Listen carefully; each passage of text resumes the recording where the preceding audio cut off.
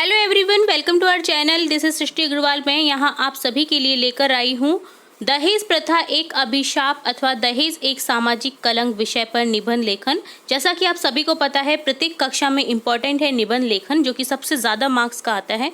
और निबंध लेखन एक ऐसा टॉपिक है जिसको आप अगर करते हैं, जो इम्पोर्टेंट विषय हैं अगर उन्हें तैयार कर लेते हैं तो आपको डेफिनेटली वो क्वेश्चन देखने को मिलता है अपने एग्जाम में, और आप अपने पूर्णांक में से पूर्णांक अंक हासिल कर सकते हैं अगर निबंध लेखन अगर आपको आता है सही से तो।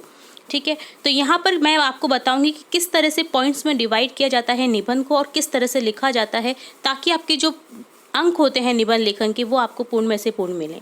तो यहाँ सबसे पहले आपको बता दूं, सबसे पहले निबंध लेखन में मैंने पहले भी बहुत बार बता चुकी हूँ मैं इस चीज़ को कि आपको निबंध लेखन में हमेशा प्रस्तावना उपसंहार तो लिखना ही लिखना है। उस विषय से संबंधित लाभ हानि या उसके उपाय या रोकने के उपाय, जो भी उस विषय से संबंधित आपको लगता है वो आपको पॉइंट में लिखना होगा। ठीक है, तो सबसे पहले इसमें लिखेंगे हम प्रस्तावना।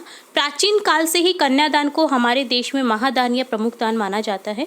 माता पिता अपनी आर्थिक स्थिति के अनुसार कन्यादान के साथ साथ अपनी कन्या को वस्त्राभूषण तथा अन्य आवश्यक वस्तुएं दान के रूप में देते आए हैं, लेकिन प्राचीन समय में इस हेतु उन पर कोई दबाव नहीं था। तो ये एक दहेज जो है उसका रूप बताया है कि वो पहले किस रूप में था और अब किस रूप में हो चुका है। इससे जो पहले किसी पर दबाव नहीं आता था, वो अपनी इच्छा से अपनी बेटी को कुछ भी देते थे, वो आज क्या हुआ है कि आज मांगा जाता है दहेज, मुंह मांगा दहेज मांगा जाता है। नहीं मिलता है तो उन जो वधू को लाया जाता है घर पर, उस वधू के ऊपर यातनाएं की जाती हैं।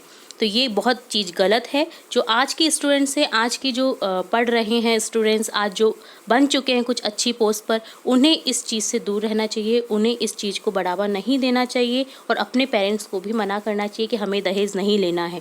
ठीक है, न लेना है न देना है। तो इस चीज़ को अगर समझ लेंगे तो दहेज प्रथा एक तरह से ख़त्म हो सकती है, बट इसके लिए जिम्मेदार है पूरा समाज। ठीक है, तो यहाँ सेकंड हम देखेंगे दहेज प्रथा में बदलाव। तो किस तरह से बदलाव हुआ है, प्राचीन समय में किस तरह से था और अब किस तरह से हो चुका है।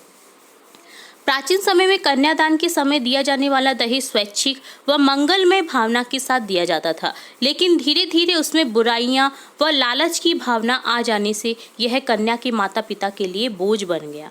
वर्तमान में दहेज ने दहेज प्रथा के रूप में विकराल रूप धारण कर लिया है। मुंह मांगा दहेज न मिलने पर कन्या को उचित वर नहीं मिल पाता है या फिर दूल्हे सहित बारात बिना दुल्हन के लौट जाती है।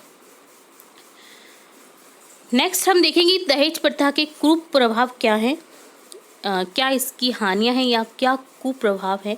दहेज प्रथा के कारण कन्या के माता पिता को अनेक कठिनाइयों का सामना करना पड़ता है। अगर दहेज उन्होंने बोल भी दिया होता है तो उन्हें किसी भी तरह लोन लेकर या फिर किसी भी तरह अपनी बेटी को वो दहेज देना होता है, जिससे कि वो बोझ तले दब जाते हैं। शादी में उचित दहेज न मिलने पर वधू को तरह तरह से यातनाएं दी जाती हैं, जो कि आजकल बहुत देखने को मिल रहा है। मारपीट की जाती है, जला दिया जाता है, आत्महत्या के लिए मजबूर कर दिया जाता है। इसके अलावा कन्या को उचित वर नहीं मिल पाता है तथा कन्या अविवाहित रह जाती है। जो लोग नहीं दे पाते हैं दहेज तो उनकी बेटियों की शादी नहीं होती है। तो इसी के लिए मैं आपको कहती हूँ कि अगर लड़की हैं इस निबंध को देख रही हैं तो आपको इतना पढ़ना चाहिए कि आप अपने पैरों पर स्वयं खड़े हो सके। आपको स्वावलंबी बनना चाहिए ताकि आपसे कोई दहेज की मांग ही ना करे, और आप अपने पैरों पर अगर खड़े होंगे तो आपकी शादी होने में भी कोई दिक्कत नहीं आएगी। बट आपको अपने पैरों पर खड़ा होना ही पड़ेगा इसके लिए। ठीक है, रोकने के उपाय क्या क्या हैं। दहेज प्रथा के कुप्रभाव को देखते हुए हमारी सरकार ने दहेज विरोधी कानून भी बना दिया है, लेकिन इस कुप्रथा को रोकने के लिए हमारे समाज तथा नव युवक तथा नव युवतियों को आगे आना होगा। खुद को इस प्रथा का विरोध करना होगा, तभी इससे मुक्ति संभव है, नहीं तो नहीं हो सकती है। ठीक है, चाहे कितने ही कानून बना दिए जाए, लोग फिर भी दहेज की मांग करते ही करते हैं।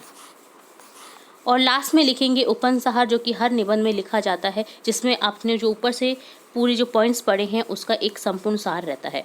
इस समस्या के कारण नारी समाज पर अत्याचार हो रहे हैं, ये हमारे लिए बड़े दुख की बात है। हम सभी को दहेज प्रथा का विरोध करना चाहिए ताकि नारी को सम्मान मिल सके। तो इस तरह से ये था दहेज प्रथा विषय पर निबंध लेखन। इससे पहले हमने बहुत से विषयों पर निबंध लेखन देखे हैं। अगर आपने किसी कारणवश कोई भी वीडियो मिस कर दिया तो आप हमारी चैनल की प्लेलिस्ट से जाकर के चेकआउट कर सकते हैं। तो इसी तरह हम आपकी कक्षा से रिलेट और भी इंपॉर्टेंट वीडियोस, यूजफुल वीडियोस बनाते रहेंगे। तो जुड़े रहिए हमारे चैनल के साथ। वीडियो को पूरा देखने के लिए धन्यवाद।